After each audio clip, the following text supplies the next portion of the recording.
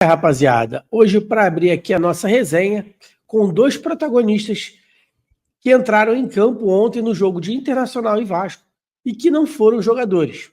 Um deles foi o seu Flávio de Souza, o árbitro da partida, e o outro, para mim, Fernando Diniz, o técnico do Vasco. Vamos falar aqui desses dois protagonistas. O primeiro, que tem que ser punido, isso é indiscutível, lamentável pela sua atuação, é do árbitro Flávio de Souza. É um árbitro que, sem critérios. No primeiro tempo, o Internacional fez pelo menos duas vezes que o goleiro fez cera, o Vasco estava amassando o Internacional, e uma delas até, o massagista foi atrás do gol e solicitou que o goleiro caísse. Nesse momento, o seu árbitro não viu o massagista, não viu ele deitar em campo mais uma vez e fazer hora no jogo. E aí não tem cartão amarelo, não acontece nada contra o Internacional.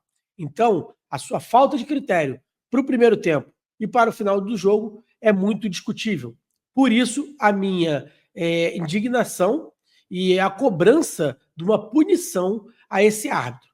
Não é por ele ter expulsado o Léo Jardim, mas sim a sua falta de critério no jogo. Se ele tivesse dado cartão amarelo no primeiro tempo ao goleiro do Internacional, era óbvio que eu não estaria aqui falando hoje do árbitro. Mas tem que ser falado, tem que ser comentado, tem que se pedir atitudes à CBF por essa lamentável, falta de critério desse árbitro.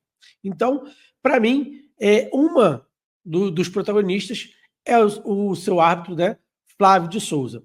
Agora, quem perdeu o jogo, para mim, na minha opinião, e já não vem de agora, é o treinador Fernando Diniz. Por que, gente? Por que Fernando Diniz perdeu o jogo? Por que eu acho isso? Porque o Fernando Diniz simplesmente está demorando muito a fazer alguma substituição.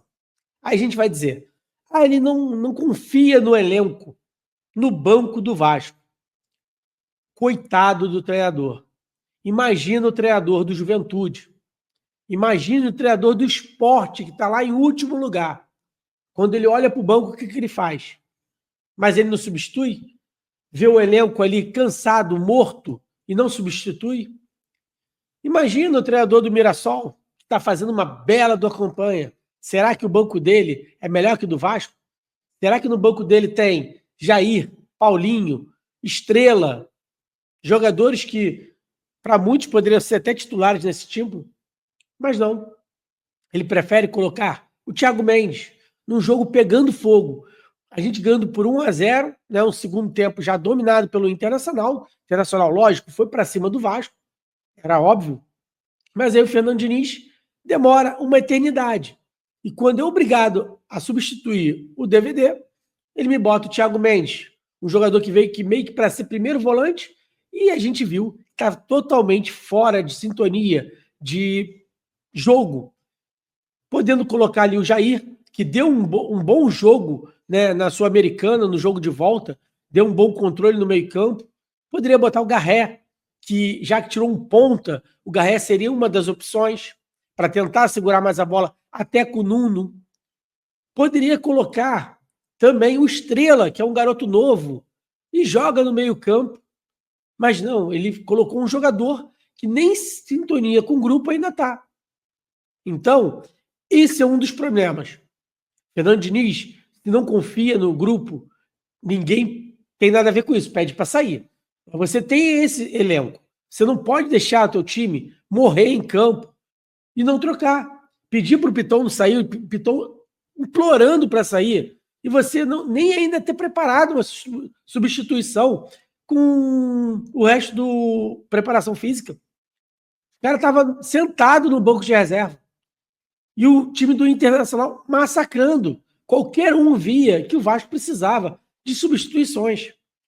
Até para travar o jogo. Não é mandar o Léo Jardim se jogar no chão, já tendo amarelo. E sim, fazer substituição, parar o jogo. Era isso que ele tinha que ter feito. Mas não. Lamentavelmente, mais uma vez, ele não faz essas substituições rápidas e ainda deixa o Verratti com 1 a menos, ele ainda deixa o Verratti em campo. Ele tira meio campo, mas não tira o atacante que não vai fazer mais nada. Para que me deixou o Verratti em campo? Para cabeçada? Ele não colocou o zagueiro. Colocava alguém também mais no meio.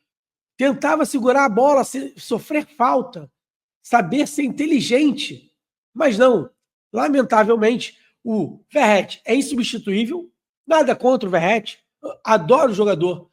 Acho que é um belo de um atacante, começando o jogo. Vai ser muito útil ao Vasco. Sempre foi. Só que tem horas que o Verratti tem que sair. Igual na Sul-Americana, no primeiro jogo, onde o Piton foi expulso. E ele tirou um ponta que é de velocidade, que era o GB, né? Ataque, mas tem velocidade, que é garoto novo. Mas deixou o Verratti, que é um poste. Ele não corre, ele não tira a bola. Ele não ia conseguir um contra-ataque. O que o Verratti ia somar para o elenco do Vasco naquele jogo? Nada. E foi o que aconteceu. O Vasco simplesmente tomou uma goleada e perdeu a vaga da Sul-Americana naquele jogo. Então são essas as minhas indignações com o Fernando Diniz. Se fosse o Carille, ele já estava na rua há muito tempo. Eu sei que o Diniz fez o Vasco jogar melhor, mas ele não está, olha o que eu vou falar, ele não está percentualmente melhor que o Carille. Então não podemos, porque aqui a gente cobra resultado. Eu duvido o Vasco ser rebaixado e a torcida está feliz porque está jogando muito futebol, mas não está ganhando. E a importância é de vitória, é de subir na tabela. Já saímos da Sul-Americana, vamos jogar agora, quarta-feira, contra o CSA, na Copa do Brasil. Graças a Deus, pegamos um time mais ou menos fácil. Se pega um Palmeiras que nem o Corinthians pegou, imagina que o Vasco teria pela frente. Será que passaria? Então, abre o olho, Diniz. Abre o olho, porque a torcida não vai aguentar isso. Vai chegar uma hora que você vai ter que sair. Porque você também é um cabeça dura, você não tenta trabalhar o elenco que tem. O Carille respeitava um pouco, mas você não. Olha que eu já achava que o Carille demorava muito a fazer substituição.